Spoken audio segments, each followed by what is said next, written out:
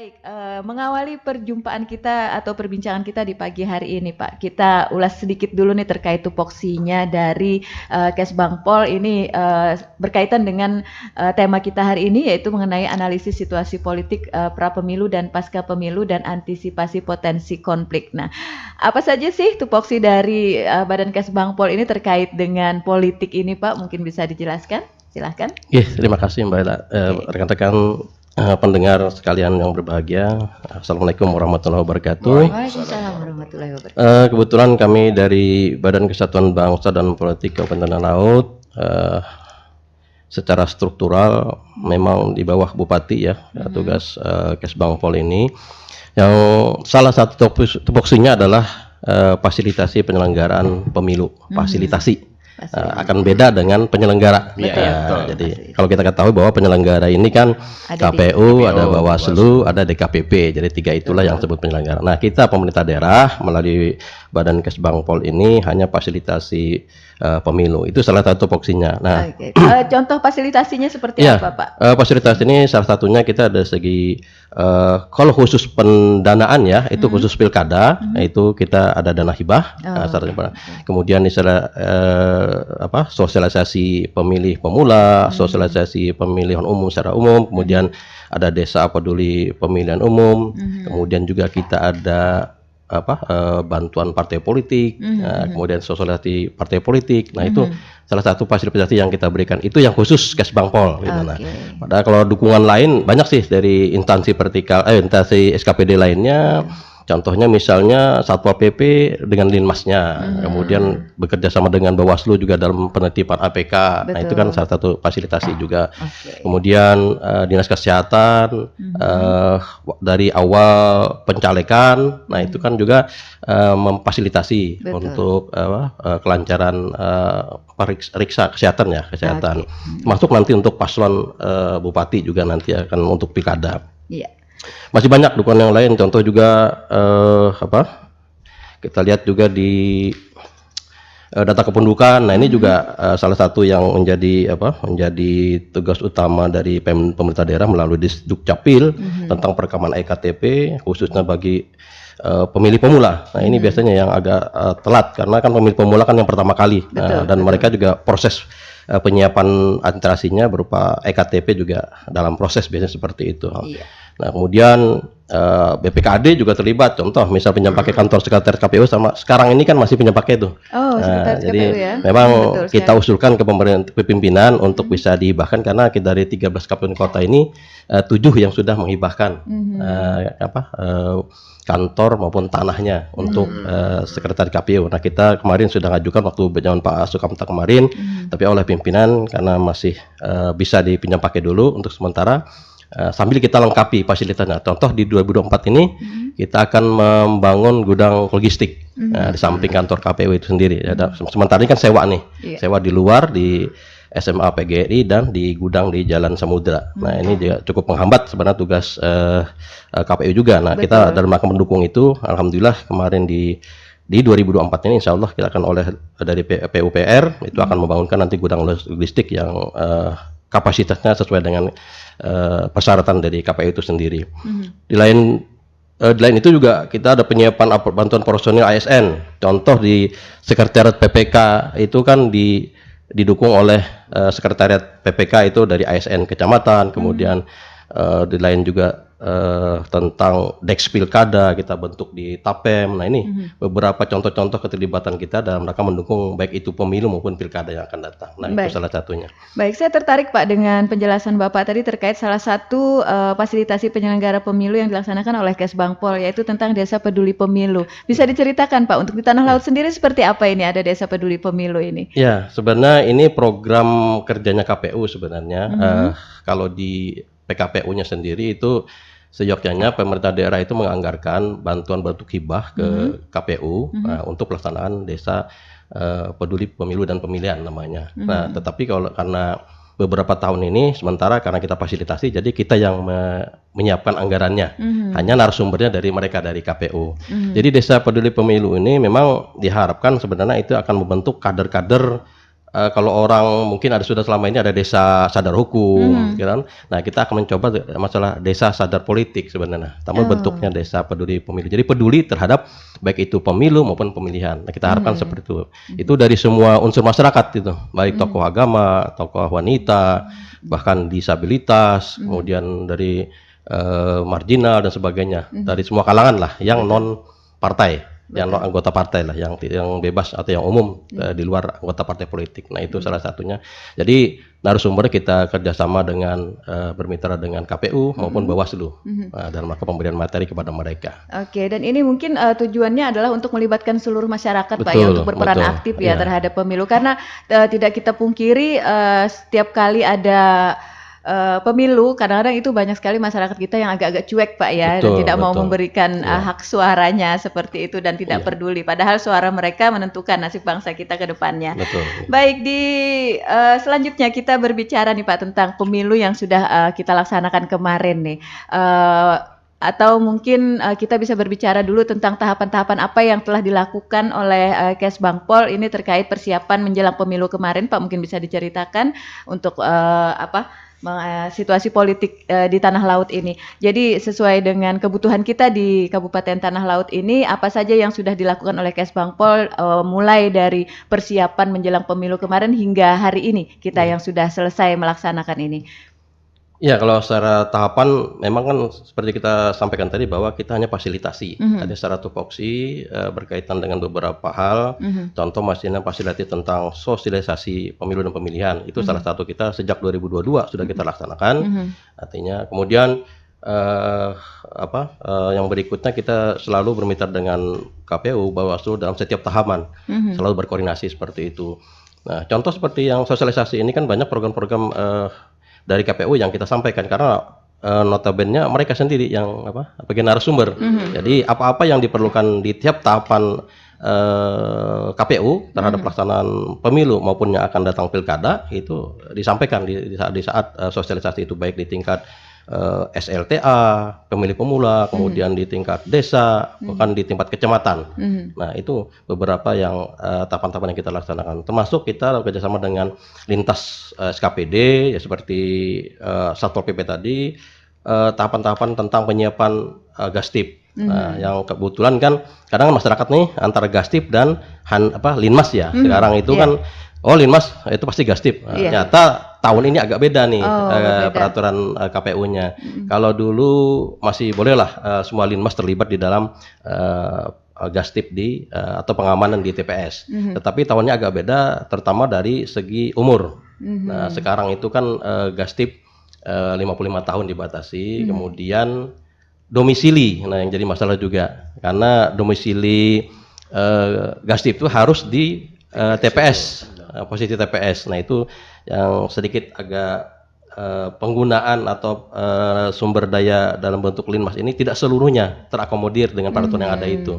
Nah, ini juga kemarin waktu Perkompinda kita ada sedikit dengan camat. Nah, ini ada sedikit koordinasi itu bagaimana menangani mereka yang tidak diberdayakan dalam pemilu. Jadi mengurangi istilahnya itu itu kerenyaman rasanya ya kalau ada kartu pakai itu akunnya linmas sing lawasan kok kartu pakai tahun ini. Nah, jadi itu. Jadi masyarakat perlu tahu bahwa petugas ketertiban harus disebut dengan gastip KPU tahun ini agak sedikit beda. Dari segi umur maksimal 55 tahun, kemudian harus berdomisili di lokasi TPS. Nah, seperti itu. Kadang-kadang di desa itu kan beberapa TPS kan, mungkin tidak di TPS itu nggak ada linmas, ternyata di TPS lain atau di RT lain lah ibaratnya di luar TPS itu. Nah, itu sedikit masyarakat supaya tahu juga bahwa ini sedikit tantangan juga Pak ya, mungkin inilah, untuk memberikan pemahaman kepada masyarakat karena masyarakat kita ini kadang-kadang bisa sensi Pak ya. Nyangkut ada honor kan. Iya betul. Nah, jadi, apalagi kalau kemarin dipakai, sekarang kenapa kada dipakai aja. Nah, itu juga kemarin KPU juga berkeluh kesah seperti itu. Kami biasanya tiap tahun Pak terpakai aja. Nah, tahun ini kada. Nah, jadi kita jelaskan juga sini memperpanjang pemberitahuan dari KPU bahwa itulah beberapa aturan yang harus ditetapkan oleh KPU sendiri bahwa tadi umur dan masalah domisili. Nah, sehingga bagi rekan-rekan Linmas yang sementara belum memenuhi syarat itu ya mohon dimaklumi lah seperti Iya. itu. Jadi Mudah-mudahan bisa menerima dengan lapang iya, dada ya Pak ya, karena betul. memang kita Iya. terikat dengan peraturan, ada Betul. aturan yang mengikat kita. Iya. Baik Pak, kita berbicara tentang situasi politik di tanah laut nih Pak. Mungkin bagaimana gambaran situasi politik di tanah laut nih menurut Kes Bangpol nih Pak. Kamaruzaman Pak mungkin Jamat, bisa Mas memberikan David, ya. gambaran sedikit. Iya, terima kasih. Alhamdulillah kita berada di tanah laut, yang mana kemarin kita sudah melaksanakan pesta demokrasi secara nasional dan di Kabupaten Tanah Laut berjalan secara umum berjalan dengan aman dan damai. Alhamdulillah itu merupakan satu hal yang sangat baik bagi kita, bagi pemerintah, bagi masyarakat, di mana masyarakat kita ternyata sudah sangat mengerti tentang masalah politik ini. Kemudian kami sampaikan setiap tahapan pemilu sejak pendaftaran pemilih dan sebagainya itu pasti mempunyai potensi-potensi konflik yang ada itu seperti itu. Nah, oleh karena itu kami juga bertugas untuk meminimalisir adanya potensi-potensi konflik, baik itu gesekan antar masyarakat, kemudian juga dengan petugas dan sebagainya. Apalagi mendekati hari H ini semakin muncul ada potensi-potensi seperti itu. Betul. Kita ke masyarakat dulu nih Pak. Iya. Kita berbicara tentang masyarakat dulu. Bagaimana perkembangan partisipasi masyarakat terhadap politik ini dari mungkin kita bisa flashback ke beberapa periode yang telah lalu. Oh iya. Bisa dikasih gambaran mungkin di tahun yang lalu, periode yang lalu mungkin golputnya masih banyak, di periode sekarang udah mulai seperti itu. Iya.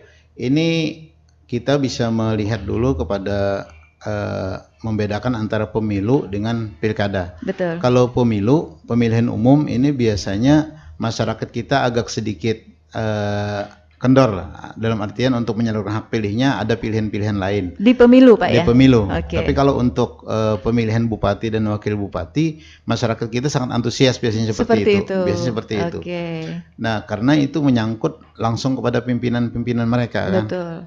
Nah, untuk tahun ini kayaknya menurut pengamatan kami kemarin keliling bersama Prokopimda, masyarakat alhamdulillah sangat antusias untuk menyalurkan hak pilihnya. Sampai-sampai ada itu langsung ketemu dengan Pak PJ Bupati, ada orang yang sakit di rumah, kemudian didatangi oleh petugas KPPS untuk melakukan pencoblosan di rumah. Mereka sangat senang, dia sangat senang seperti itu karena dia bisa menyalurkan hak pilihnya walaupun dalam keadaan sakit seperti Betul. itu. Dan artinya merasa dilibatkan Pak Dia ya merasa oleh dilibatkan dalam petugas oleh seperti petugas itu. dalam pemilihan umum ini. Jadi walaupun ada warga kita yang tidak bisa datang ke TPS, tetap menjadi perhatian bagi Iya. kita untuk bisa memberikan hak suaranya. Ya, dalam 2 hari ini kami keliling dari H-1 dan hari H-nya itu keliling bersama dengan Forkopimda melihat situasi masyarakat di tanah laut.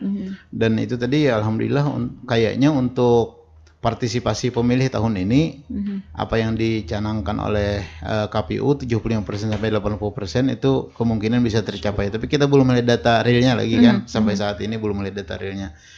Melihat antusias masyarakat kemarin itu ada di satu TPS yang baru sampai jam 10 itu sudah lebih 50% datang pemilih gitu. Datang pemilihnya. Berarti antusias sekali, udah pagi-pagi Antusias siap-siap sekali, datang iya. ke TPS Sampai Pak ya. antrian ini agak banyak antrinya, utamanya di desa-desa di Sungai Riam kemarin itu antrinya membeludak lah masyarakat untuk Masya menyalurkan Allah, hak iya. pilihnya. Alhamdulillah, makanya kita melihat itu sangat senang, artinya masyarakat kita masalah politik ini artinya sudah mulai memahami lah betapa pentingnya suara mereka untuk di pemilu ini. Betul, ini juga menandakan keberhasilan bapak-bapak ini dalam mensosialisasikan pemilu ini mungkin Pak, yang juga kepada masyarakat memberikan edukasi betapa pentingnya kita berpartisipasi untuk memberikan hak suara kita. Seperti itu. Oke Pak, kita berbicara dulu kembali tentang daftar pemilih Pak. Bisa disampaikan untuk Kabupaten Tanah Laut daftar pemilihnya ada berapa? Iya, hasil rekap DPT oleh KPU kita total untuk Kabupaten Tanah Laut tahun 2024 ini adalah 256.835 pemilih. Jadi itu terdiri dari 129.656 laki-laki dan 127.179 pemilih perempuan. Itu untuk jumlah TPS kita ada 1.135 TPS di 11 kecamatan dan di 135 desa dan kelurahan. Nah, itu mungkin rekap sementara. Oke, kita perjelas kembali nih Pak. siapa saja sih orang-orang yang masuk di dalam daftar pemilih ini gitu. Jadi kan biar masyarakat kita ngerti juga gitu loh. Jangan-jangan ada nih yang orang-orang tua, sudah lansia, sudah jompo, mungkin kenapa nggak dapat undangan. Biar bisa jadi penjelasan juga buat mereka. Apakah mereka termasuk di dalam DPT atau seperti apa gitu. Daftar pemilih tetap ini kan sesuai dengan undang pemilu bahwa syarat pemilih itu 17 tahun atau pernah menikah.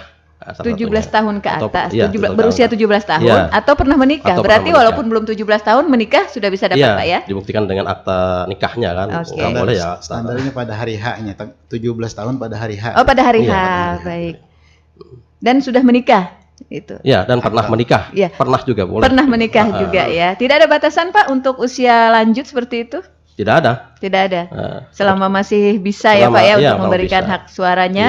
Iya, berarti hanya ada batas minimal usia saja. minimal usianya. Baik. Kecuali anggota TNI dan Polri. Nah, itu TNI dan dikecualikan. Polri itu tidak termasuk di Tidak dalam termasuk dalam berarti daftar tidak pemilih. Sementara kan dicabut mencoblos hak, ya. Ya, Iya. hak pilihnya dicabut sementara gitu kan, sampai nanti purna gitu. Sampai purna. Baik, Pak Kamaruzaman tadi sempat menyinggung tentang potensi terjadinya konflik, Pak. Mungkin bisa diceritakan nih, bagaimana sih potensi terjadi konflik di tempat kita dan apakah sudah pernah ada terjadi konflik atau mungkin baru tanda-tandanya saja dan bagaimana kita menangani atau mengantisipasi hal-hal tersebut supaya tidak berkembang menjadi sebuah konflik di masyarakat kita. Ya pastilah dalam setiap pemilihan dan setiap tahapan di dalam pemilihan itu, sebagaimana saya sampaikan tadi, itu mempunyai potensi konflik yang ada. Nah, apalagi mendekati hari H.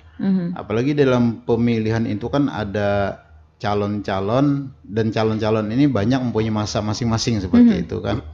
Nah, terkadang kita ya panderan di warung itu kadang-kadang kan ada dari calon A dan calon B, dukungan-dukungan dan sebagainya. Di situ juga bisa terjadi Potensi konflik. potensi yang bisa dihindari seperti itu kan. Betul. Apalagi yang artinya dukungan ini dukungan yang sudah sangat sangat Fanatik sekali. fanatik, Fanatik sangat sekali. fanatik. Nah, Iya. itu bisa terjadi hal seperti itu. Nah, paling tidak kita menyampaikan dengan masyarakat bahwa masalah pemilu ini adalah suatu hal yang rutin kita laksanakan. Jangan sampai kita memutus silaturahmi, jangan sampai kita hanya karena pemilu hubungan kemasyarakatan kita bisa putus dan sebagainya. Nah, ini yang perlu kami sampaikan juga setiap kali ada kegiatan ke masyarakat. Artinya pemilu tetap berjalan, komunikasi kita di masyarakat juga tetap berlanjut sebagaimana biasa, sehingga yang petani setelah pemilu langsung bisa bekerja sebagai petani, yang pedagang bisa langsung bekerja sebagai pedagang, kita sebagai ASN juga bisa langsung bekerja, tidak terbawa perasaan, Pak ya. Tidak bawa terperasaan. dengan adanya pemilu. Hanya karena fanatikme kita terhadap salah satu pasangan atau mungkin terhadap salah satu calon. Nah, apa pernah Pak terjadi konflik antar pendukung ini nih yang sampai menjarah ke ranah hukum? Pernah terjadi nggak Pak di sini? Sejak dulu kayaknya itu belum pernah terjadi. Belum pernah terjadi, Pak ya. Cuman ya potensi menuju ke arah itu ada seperti Ada, itu. betul. Potensi menuju ke arah itu ada. Cuman ya alhamdulillah bisa diselesaikan, bisa didamaikan. Apalagi juga bisa juga antar partai politik ada juga seperti itu. Ya potensinya itu bukan antar politik lagi, antar partai politik lagi. Di dalam partai politik sendiri itu bisa terjadi. Bisa terjadi konflik antar karena mereka, Pak ya. Sistem perhitungan saat ini kan untuk mendapatkan satu kursi juga itu kadang-kadang persaingannya di dalam partai. Di dalam partai. Sehingga kita bagaimana caranya untuk memahamkan kepada masyarakat juga, memahamkan kepada para politisi agar masalah politik ini jangan sampai menghambat kegiatan-kegiatan kita yang lain seperti itu, atau menghambat hubungan komunikasi kita sesama masyarakat seperti itu. Betul. Kita lebih menekankan kepada profesionalisme Pak ya di dalam menjalankan politik. Nah, dari sebegitu luasnya Kabupaten Tanah Laut Pak dan sebegitu banyaknya partai politik, bagaimana nih Kesbangpol untuk menginventarisir potensi-potensi konflik itu tadi buat mengetahuinya Pak? Oh, ternyata di sini nih kayak ada potensi terjadi konflik nih. Oh, di sini ternyata kayak ada gimana nih Kesbangpol untuk menginventarisir biar taunya itu gimana tuh Pak? Iya. Paling tidak kita harus banyak menjalin komunikasi dengan masyarakat masyarakat. Dan saat ini kami di bidang kewaspadaan nasional juga mempunyai teman-teman di masing-masing kecamatan itu ada yang namanya FKDM, Forum Kewaspadaan Dini Masyarakat. Nah, mereka selalu aktif melaporkan kegiatan-kegiatan di masyarakat, selalu melaporkan potensi-potensi konflik yang ada di masyarakat kepada kami, sehingga paling tidak kami lebih dahulu tahu daripada yang lain untuk mengantisipasi seperti itu. Oke, jadi ada forum kewaspadaan dini masyarakat tadi Pak ya, Iya, di setiap betul. kecamatan Setiap Pak. kecamatan. Siapa saja yang ada di dalam forum itu Pak? Forum kewaspadaan dini masyarakat itu dibentuk berdasarkan Permendagri, dan di situ ada tokoh masyarakat, ada tokoh agama, ada tokoh pendidikan, ada tokoh pemuda yang bisa mengisi anggota FKDM di masing-masing kecamatan, karena kita sampai saat ini baru bisa memberikan atau mengangkat 5 orang tiap kecamatan, 5 orang tiap kecamatan, dan rencananya ke depan kita sudah komunikasi, mudah-mudahan kita bisa mengangkat FKDM desa gitu. Kerjasama dengan kepala desa dengan dana desa ini yang saat ini ada. Betul. Mudah-mudahan itu bisa kita laksanakan. Semua nanti. kecamatan punya FKDM Pak? Semua kecamatan kita Saat sudah ada. Jadi sekarang FKDM. target ke depan kita bisa membentuk di desa mungkin Per Pak ya, desa, supaya bisa lebih detail lagi kita mengetahui potensi-potensi konflik Iya, yang terjadi betul. di masyarakat kita.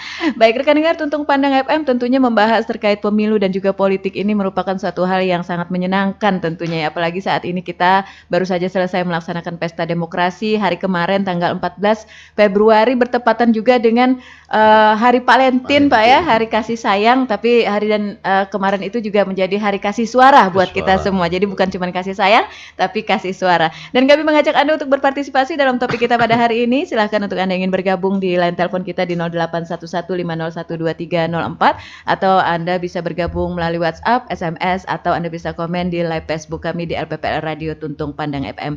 Dan rekan dengar Tuntung Pandang FM, ada satu hal nih Pak yang selalu menjadi meme mungkin di kalangan masyarakat kita terkait serangan fajar nih Pak ya.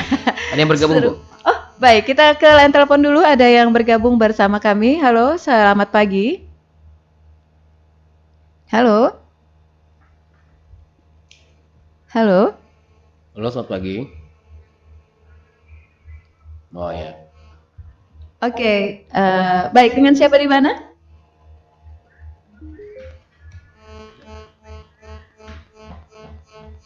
Oh, di Ambungan ya. Baik, dengan siapa? Ibu Armah kayaknya. Oke, Bu Armah di Ambungan. Baik, mohon maaf Bu Armah, suara Bu Armah belum jelas terdengar di kami. Iya, Oke. kenapa nggak jelas? Ya, sudah Ibu. Sudah tergabung. Jelas. Baik, sudah. Silakan Bu Armah pertanyaannya. Wow, kemarin hari pemilu yang selalu damai, selalu pokoknya sudah damai sama sekali damai. Iya. Tapi kalau tadi kan ada sedikit kedengaran nih gimana orang yang sebelum umur tapi sudah pernah menikah, seandainya nggak menikah kan nggak apa-apa juga tuh. Iya. Kemarin kan ada itu, tapi kan jauh banget masih umurnya baca ya dihitung-hitung masih SMP lah. Tapi sudah pernah menikah Bu ya? Iya, tapi kan nggak gimana ya, ya begitulah. Iya. Tapi nggak masalah kan, nggak milih gitu. Tapi tidak termasuk tidak dapat undangan untuk memilih seperti itu Bu? Iya, karena orang nggak begitu tahu. Oh iya, oke. Jadi Baik. bisa nggak apa kalau nggak apa-apa gitu kan, bisa dimaafkan gitu. Tapi semuanya sudah damai baik. Cuma itu aja yang ditanyakan. Oke. Oke, baik. Kepingin suara Mbak Eta benar sekalian. Oh gitu Bu ya. Alhamdulillah. Bu Armah kemarin nyoblos nggak? Ya iyalah, kenapa enggak? Kenapa? Mantap ya. Jadi sudah memberikan hak suaranya untuk masa depan negeri kita. Baik, terima kasih Bu Armah sudah bergabung bersama kami di pagi hari ini. Iya, makasih banyak juga. Sama-sama Ibu. Baik, sehat selalu Bu ya. Ya, iya, semuanya mudah sehat ya di sana. Amin. Baik, ini Pak. Mbak Eta. Terima kasih Bu Armah. Pertanyaannya nih. Waalaikumsalam warahmatullahi wabarakatuh. Baik, pertanyaannya nih Pak. Ada warga yang memang di bawah 17 tahun tetapi sudah pernah menikah tapi ternyata tidak termasuk di dalam DPT karena mungkin banyak yang nggak tahu kalau dia sudah menikah. Nah, ini gimana nih Pak? Kayaknya semacam ada komplain nih dari masyarakat nih. Jadi terima kasih Bu Armah di Ambungan ya atas partisipasinya. Jadi begini Bu, seyogyanya segala sesuatu yang menyangkut status wajib dilaporkan lah ke instansi pertikaian. Contohnya masa menikah berarti kan wajib didaftarkan Betul. akta nikahnya, mungkin lewat KUA ya seperti itu. Nah, kalau seseorang yang statusnya tidak diketahui, apalagi di bawah umur, nah ini yang tentunya akan sulit nanti dari petugas pendata. Kalau kemarin kan 2003 kalau nggak salah di bulan Maret itu pendataannya coklit lah ibaratnya, pencocokan dan penelitian data pemilih. Memang ketentuannya bahwa pemilih itu kan minimal 17 tahun yang dibuktikan dengan KTP, eKTP sekarang ya elektronik. Kemudian tadi atau pernah menikah dibuktikan dengan akta nikah. Nah, ini yang jadi syarat pemilih itu. Jadi kalau mau didaftarkan sebagai DPT ya berarti harus ada didaftarkan dulu nikahnya di KUA supaya resmi, maksudnya seperti itu. Kalau nikah di bawah tangan ini agak susah nih. Ya, ini mungkin yang jadi lepas dari pendataan Pak ya, karena dari pendataan apalagi usianya di bawah kan seperti itu. Mungkin itu jawabannya Bu Armah ya. Oke, baik Bu Armah, mungkin cukup jelas ya penjelasan dari narasumber kita ini bahwa kalau memang pernah menikah namun belum berusia 17 tahun ketika pendataan seharusnya disampaikan seperti itu dan dibuktikan dengan akta nikah. Nah, kalau nikahnya tadi di bawah tangan Pak ya atau nikah siri tidak punya akta nikah, tidak ada legalitas nikah ya memang sesuatu hal yang sulit untuk dibuktikan. Tapi bisa nggak Pak misalnya tuh dia nikah siri nggak punya akta nikah tetapi memang dia mengaku dia pernah menikah begitu kemudian dia minta masuk di dalam daftar pemilih, bisa nggak seperti itu Pak? Atau tetap harus di akta nikahnya sebagai harus ada akta nikahnya, ada bukti dokumennya. Harus ada bukti dokumennya Pak ya. Jadi kalau tidak ada, walaupun pernah menikah siri dan kemudian bercerai misalnya itu belum bisa untuk kita datakan. Penting akta nikahnya itu ada. Oke. Nah Bu Armah mungkin seperti itu penjelasannya ya. Entah nih kondisinya yang di tempat Bu Armah ini seperti apa. Apakah memang pernah menikah tetapi belum memiliki akta nikah, atau pernah menikah memiliki akta nikah tetapi waktu pendataan tidak disampaikan kepada petugas pendataan sehingga tidak termasuk di dalam daftar DPT kita di sini. Nah, seperti itu. Baik. Dalam rangka ini tambahan sedikit juga yang jadi sering di masyarakat, kok yang meninggal juga sering muncul nih, masih muncul di DPT. Nah, ini juga termasuk juga bansos ya kadang-kadang seperti BLT dan sebagainya. Jadi perlu kami jelaskan di masyarakat bahwa kadang-kadang itu kesalahan kita sendiri. Dan arti seperti ini, kalau ada anggota keluarga kita yang meninggal, itu janganlah diurus sampai tingkat desa aja. Contoh kadang-kadang kan selama ini kan cuma surat keterangan kematian dari kepala desa atau kelurahan. Nah, padahal itu ada jenjang lagi yang lebih tinggi yaitu ke Disdukcapil, ya kan, dalam bentuk akta kematian. Betul. Nah, karena database dari Disdukcapil itu tidak akan terhapus kalau tidak ada akta-akta yang resmi lah. Contoh akta kematian itu nggak bisa dihapus. Makanya kemarin kami monitoring ke beberapa desa waktu kemarin kami di hari H-nya itu banyak Pak kok masih muncul DPT yang sudah meninggal. Nah, kita sampaikan. Nah, ini karena dari data KPU itu mengambil dari database-nya Disdukcapil seperti itu. Jadi selama tidak ada akta kematian dari Disdukcapil itu masih terekam di database.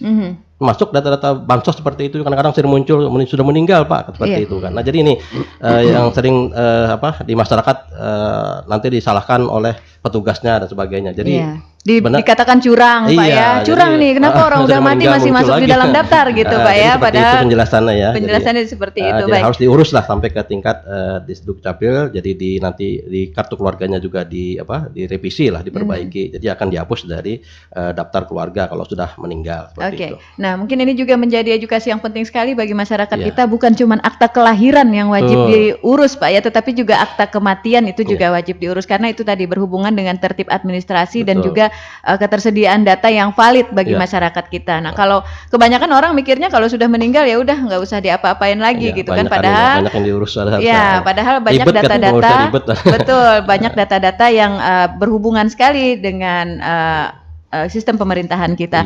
Dan untuk mengurusnya juga tidak ribet menurut saya Pak. Disdukcapil memberikan pelayanan yang sangat bagus. Masyarakatnya yang ribet ngurus. Karena kita dari tingkat desa, kecamatan kan sudah menyiapkan petugas-petugas tuh. Betul. Titip di desa atau titip di kecamatan kan sudah ada. Apalagi sekarang sistem online ini Pak ya, mudah dari kecamatan sudah bisa mentransfer data seperti itu. Nah, saya balik lagi tadi ke Pak Kamurjaman nih Pak, terkait serangan pajar nih yang seru banget kayaknya di masyarakat nih Pak. Ada hal-hal menarik nggak Pak nih terkait hal-hal yang berhubungan dengan serangan pajar selama di tanah laut dalam kondisi politik kita saat ini Pak? Iya, masalah serangan fajar ini ya itu istilah kan, Iya, istilah. entah kapan itu mulai istilah ada serangan Iya. fajar itu kan. Padahal Pak Yang Fajar jelas sekretaris di PMD Pak ya. Padahal memang setiap ada pemilu ya pasti diiringi dengan adanya informasi adanya serangan fajar dan Betul. sebagainya. Nah, memang kita sebenarnya mengedukasi masyarakat untuk masalah serangan fajar ini memang agak sedikit perlu kesabaran lah ya, untuk memahamkan masyarakat bagaimana tentang pemilihan itu tanpa dengan adanya Iming-iming, Pak, ya. seperti itu. Nah, artinya kan masyarakat ini diharapkan memilih memang sesuai dengan hati nuraninya, memilih sesuai dengan keinginannya untuk diwakilkan kepada wakil rakyat itu nantinya.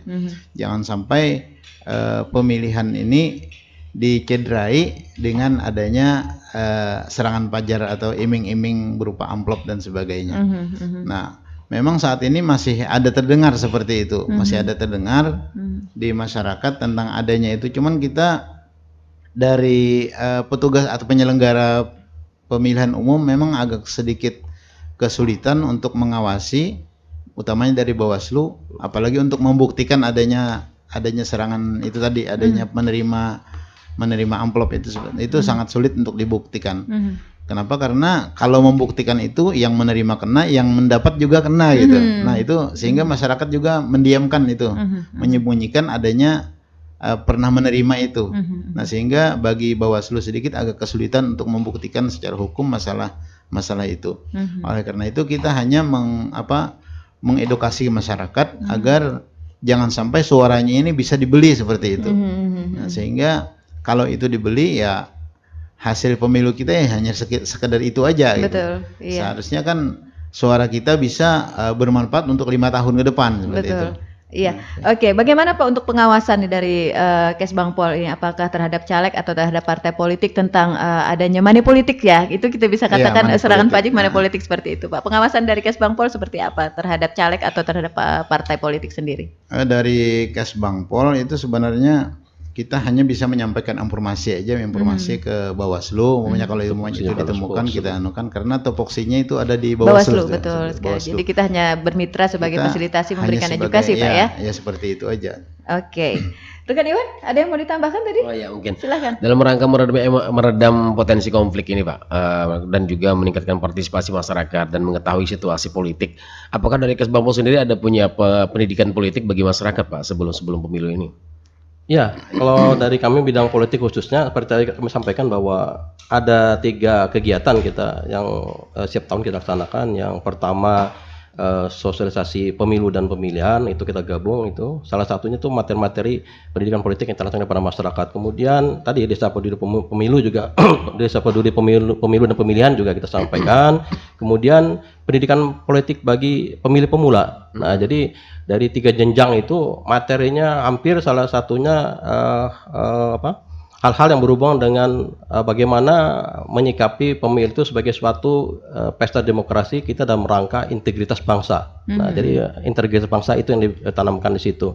Bukan perpecah belahan. Artinya kan kita dalam agama aja kan diciptakan berkelompok-kelompok untuk saling mengenal seperti itu. Nah, itu kita dengan KPU, dengan Bawaslu itu dalam rangka mengantisipasi konflik-konflik itu, salah satu materinya itu masalah termasuk tadi seperti monopolitik, kemudian anti hoax, kemudian anti sara juga itu juga kita sampaikan seperti itu dalam materi-materi yang diberikan oleh baik KPU maupun Bawaslu. Nah, itu beberapa kegiatan kita. Dan sosialisasi itu bukan hanya menjelang pemilu, tapi setiap tahun kita laksanakan. Walaupun tidak ada pemilu, tetap melaksanakan sosialisasi seperti itu.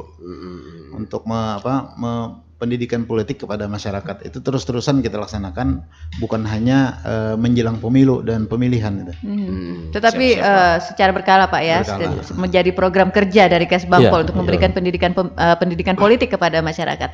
Baik, ada satu pertanyaan nih Pak, masuk dari tidak ada namanya ini ya, Pak Junai di Atilam. Nanya aja katanya, mohon maaf kalau melenceng dari tema, nggak apa-apa Pak ya, yang penting nanya nih kalau emang ada partisipasi. Bagaimana monitoring dari Kesbangpol terhadap kalau ada aliran-aliran kepercayaan baru di tanah laut atau dari pantauan yang sudah ada?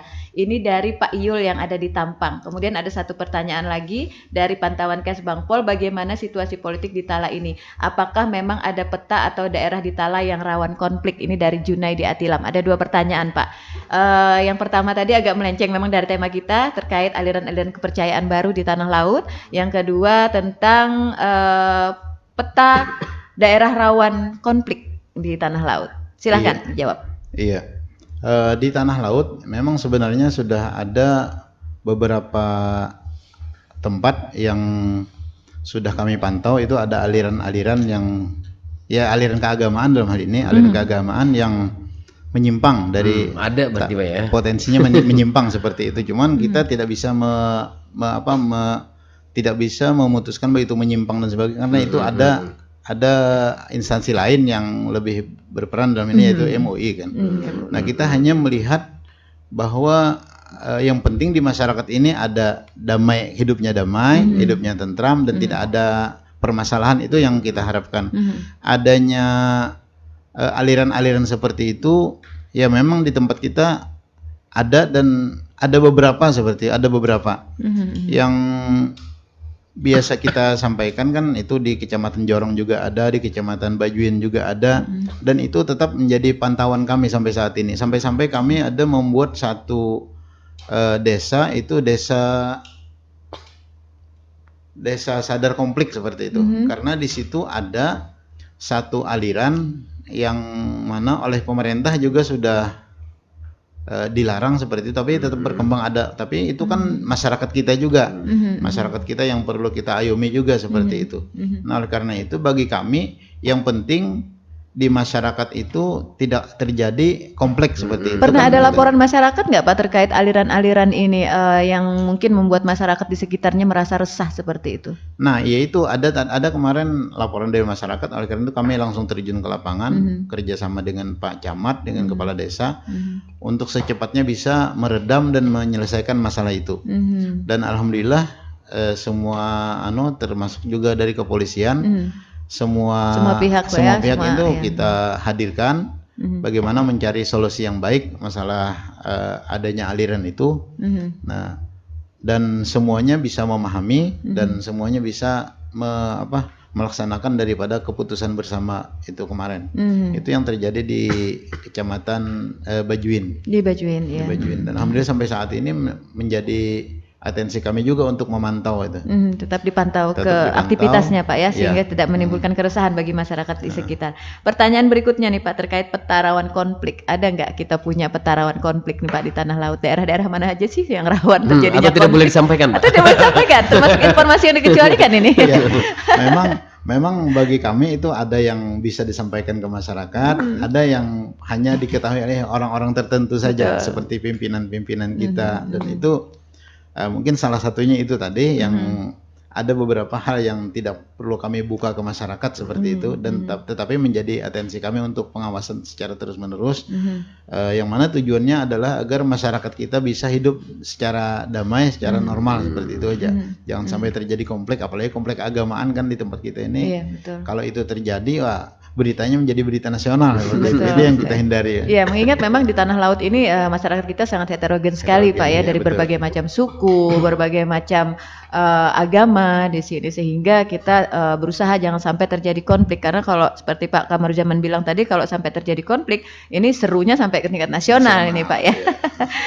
Oke, saya sedikit kembali ke Pak Badar tadi terkait pendidikan politik Pak. Selain dengan KPU dan Bawaslu, pihak-pihak mana saja lagi yang dilibatkan untuk memberikan pendidikan politik ini? Apakah juga menjarah kepada organisasi mungkin Pak, organisasi wanita seperti PKK mungkin, karena setahu saya di PKK itu ada, di Pokja 1 itu ada program kerja mereka untuk wawasan kebangsaan ini. Apakah juga melibatkan ke organisasi-organisasi seperti itu? Memang untuk 2 tahun terakhir ini kita fokus bermitra dengan KPU dan Bawaslu. Mungkin insya Allah nanti ke depannya dalam rangka kita kesinambungan ya, akan kita kembangkan untuk pengembangan terutama dari narasumbernya ya. Tapi pada intinya termasuk kita anggota parpol pun kita lakukan pendidikan politik juga. Bahkan ada dana bantuan keuangan yang tiap tahun digelontorkan ke partai, itu kan salah satu syaratnya adalah prioritas pada pendidikan politik yang dilakukan oleh partai politik secara internal seperti itu. Jadi memang keterlibatan teman-teman, terutama narasumber, kemudian peserta ya. Makanya itu dari semua kalangan sebenarnya, penggerak wanita, tokoh masyarakat, agama, kaum marginal, disabilitas dan sebagainya, itu kita dalam rangka membuka wawasan masyarakat secara umum seperti itu. Dan insya Allah nanti kalau memang ke depannya kita, kalau memang di PKK dapat Pokja apa tadi? Pokja 1, Pak. Satu ya. Iya. Nah, insya Allah nanti kita coba libatkan untuk ke depannya. Tapi yang intinya karena jangka pendek ini dulu kita menghadapi pemilu dan pilkada yang akan datang ini, sementara fokus pada tahapan-tahapan dulu, dari KPU maupun Bawaslu. Oke, nah kemarin kita udah nyoblos nih Pak, kita mungkin perlu memberikan informasi atau mungkin himbauan atau juga edukasi kepada masyarakat kita untuk menghadapi pasca pemilihan ini Pak, karena quick count masih berlangsung ini kan, jadi terkait nanti bagaimana sampai pada finalnya suara itu sudah ditetapkan. Nah itu apa langkah-langkah yang telah dilakukan atau akan dilakukan oleh Kesbangpol nih Pak untuk pasca pemilu ini? Iya, tugas kita sebagai masyarakat atau sebagai pemilih itu hanya menyalurkan hak pilih kita di TPS masing-masing. Nah selanjutnya kita serahkan aja untuk masalah penghitungan dan sebagainya kepada petugas-petugas baik itu KPPS maupun PPS, PPK sampai ke KPU. Nah karena itu memang itu tugasnya. Tugas kita setelah mencoblos itu kembali sebagaimana kebiasaan kita bekerja seperti itu. Nah kemudian saat ini kan sudah muncul ini ada hasil quick count itu hanya sebagai pembanding saja, bukan juga sebagai pembanding, hanya sebagai pengetahuan tahap awal lah bagi masyarakat. Jadi jangan rusuh dulu Pak ya. Jangan juga langsung percaya itu. Kita percayanya kepada lembaga yang resmi, yaitu perhitungan KPU. Penghitungannya nanti dari hari ini itu sampai tanggal 20 Maret nanti. Artinya masih lama waktunya masih lama waktunya. Dan tahapan-tahapannya pun saat ini terus berjalan. Kalau toh umpamanya ada dari peserta pemilu yang keberatan dengan hasil itu nanti kan ada ranahnya untuk menggugat ke MK. Dan ada tahapannya Pak ya. Ada tahapan-tahapannya setelah diputuskan atau ditetapkan oleh KPU. Itu makanya tahapannya masih panjang sampai tanggal 20 Maret nanti. Jadi mari kawal hasil pemilu Pak ya. Kawal hasil pemilu. Oke, nah banyaknya informasi-informasi yang beredar di media sosial nih Pak. Mungkin kita perlu juga memberikan langkah antisipasi kepada masyarakat kita. Jangan sampai informasi-informasi yang beredar itu menjadi menciptakan konflik tentunya di masyarakat kita. Seperti apa tuh Pak Kamaruzaman? Iya, apalagi kan saat ini kan media sosial ini sangat mendominasi lah di pikiran-pikiran kita, dan informasinya itu kami harapkan bagi masyarakat jangan sampai langsung ditelan atau dipercaya sekaligus, cari cari sumbernya dulu Pak ya. Sumber ini terpercaya. Kalau itu memang sudah benar, nah baru bisa baru bisa diambil gitu. Tapi kalau itu masih remang-remang atau masih informasinya belum valid, nah itu saya kira dihindari aja masalah itu. Atau kalau ada masuk ke tempat kita yang hal-hal yang belum pasti, lebih baik di-delete aja lah gitu. Iya. Atau sekedar ditonton aja, nggak usah dipercaya Pak ya, buat hiburan-hiburan aja nih, gitu kan ya. Oke, ada pertanyaan lagi nih. Aduh, ramai juga nih Pak terkait ini nih pemilu nih, banyak yang nanya. Dari Bapak Jamhuri di Batilai, bagaimana Pak dengan organisasi atau komunitas yang terdaftar di pemerintah tetapi ikut aktif dalam pemenangan atau keberpihakan salah satu paslon baik presiden atau caleg? Bagaimana tanggapan dari pihak Kesbangpol? Nah, ini terkait ini nih Pak. Organisasi ya keberpihakan mungkin dari pihak-pihak tertentu yang mungkin kita harapkan pihak tersebut harusnya netral seperti itu.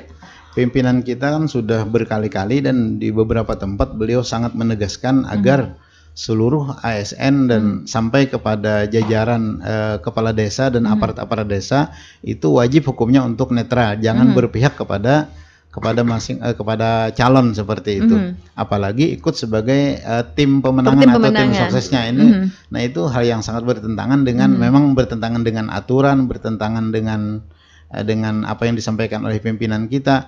Tentunya ini nanti yang akan, kalau umpamanya itu bisa sampai terbukti, itu pimpinan kita yang akan menindaknya.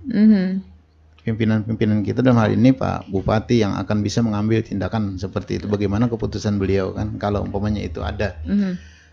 Nah, apakah untuk apa ini namanya Pak? Contoh ya misalnya adalah salah satu pihak yang tidak netral misalnya ya, kemudian ada masyarakat yang mengetahui, apakah itu ranah dari Kesbangpol untuk menerima laporan dari masyarakat keterkaitan dari keberpihakan pihak yang seharusnya netral tadi? Itu memang juga Bawaslu itu sebenarnya. Bawaslu Pak ya. Bawaslu. Oke, jadi Sampaikan ke bukan Bawaslu. sepenuhnya itu Bukan merupakan sepenuhnya. voksi dari Kesbangpol Pak ya. Iya, bukan tupoksi Kesbangpol. Kesbangpol kita hanya kalau umpamanya itu ada beritanya juga kita akan menyampaikan ke pihak yang berwenang ya, dalam hal ini Bawaslu untuk menanggapi masalah itu. Oke. Tapi Kecuali kami- komunitas atau organisasi partai Pak ya. Nah. Boleh. Ya. masalahnya juga kita sebagai ASN juga kita sebagai pemilih itu. Jadi otomatis untuk netralitas ini kan kita sendiri yang tahu, dan di dalam bilik suara itulah kita akan yang menentukan itu. Jangan sampai di luar bilik suara kita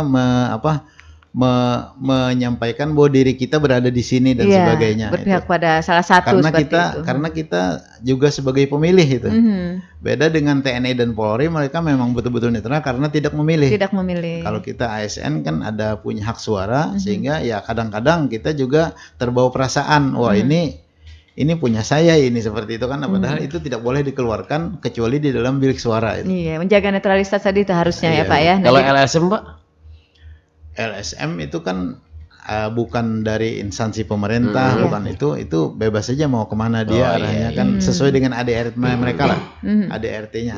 Nah, jadi ini perlu kita garis bawahi juga dari pertanyaan ini Pak ya, organisasi atau komunitas yang terdaftar di pemerintah ini organisasi seperti apa, seperti Iya, itu ya. Apakah mungkin pemahaman masyarakat kita seperti Mas Iwan tadi kan memahaminya LSM juga sebagai salah satu organisasi yang terdaftar di pemerintah, dibina oleh pemerintah, tetapi sebenarnya mereka memiliki independensi sendiri untuk menentukan pilihan mereka, dan mereka bebas seperti itu ya, walaupun di bawah pengawasan dari pemerintah.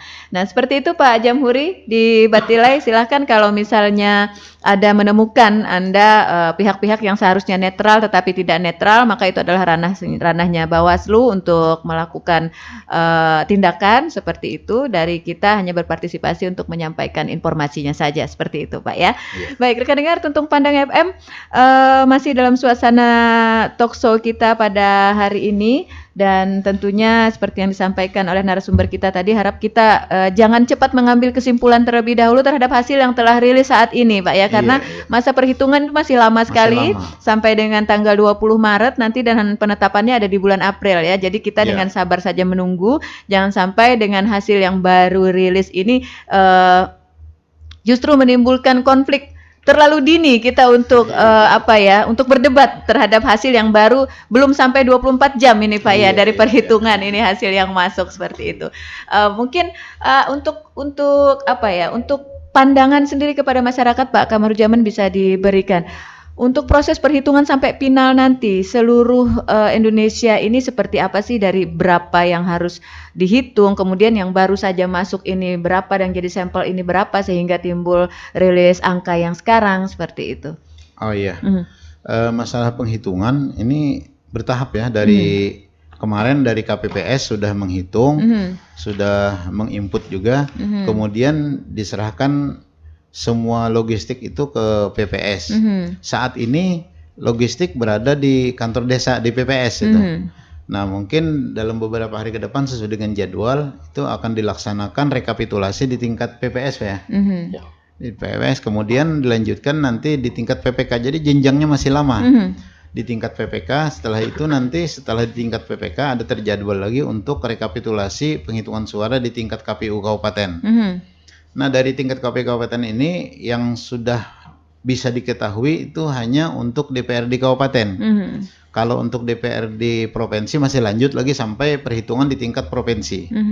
Sama halnya dengan DPR RI, DPD dan Presiden itu lanjut sampai hitungannya sampai kepada KPU RI. Nah, sehingga makanya diperlukan waktu yang lama sampai tanggal 30 tahapan, sampai tanggal 20 tahapannya itu 20 Maret tahapannya untuk rekapitulasi penghitungan suara ini. Dari 34 provinsi se-Indonesia Pak ya, tentu ini Iya. bukan merupakan hal yang mudah bagi petugas-petugas kita, sehingga memang memerlukan waktu yang cukup panjang. Nah, jadi rekan dengar Tuntung Pandang FM harap bersabar ya, menjalani, kita masih menunggu proses yang masih dilakukan oleh teman-teman kita sebagai petugas perhitungan ini. Jadi jangan cepat mengambil keputusan tadi, kita tunggu sampai batas waktunya, sampai keluar rilis resmi hasil dari real count-nya Pak ya. Jadi Real kalau count-nya. untuk quick count ini kayaknya kita cuman sekedar buat ini aja dulu apa, Untuk buat baca-bacaan baca-bacaan aja dulu ya. Nanti di real count nanti itu baru yang terlihat bagaimana hasil yang sesungguhnya.